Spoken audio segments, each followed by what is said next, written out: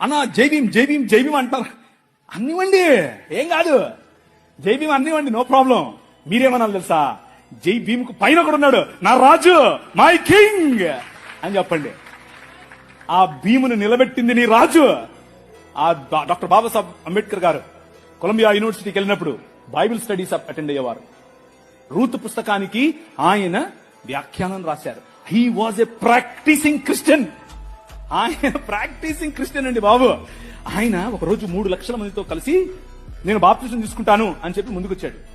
ముందుకొచ్చి ఫోన్ మన మెథడిస్ట్ సంఘంలో ఉన్నటువంటి బిషప్ గారికి చెప్తే, బిషప్ గారు దానికి కావలసినటువంటి పనులన్నీ, వసతులన్నీ ఏర్పాటు చేసుకునే క్రమంలో నెహ్రూ గారు ఫోన్ చేశారు. నెహ్రూ గారు ఫోన్ చేసి, ఏంటండి మీరు ఇలా చేస్తున్నారంట, ఇలా చేస్తే మీకు ఈ పొలిటికల్ అపోజిషన్ ఎక్కువైపోద్దని చెప్పాడు.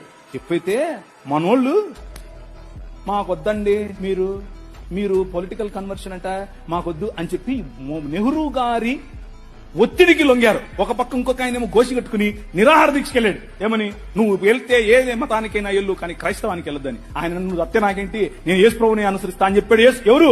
డాక్టర్ బాబాసాహెబ్ భీమ్రావ్ అంబేద్కర్. ఇది నేను కొత్తగా చెప్పేది కాదు, హిస్టరీ. This is history. ఆ జై భీమ్ వాళ్ళకి తెలీదు. చెప్పండి, వెళ్ళి ధైర్యంగా చెప్పండి.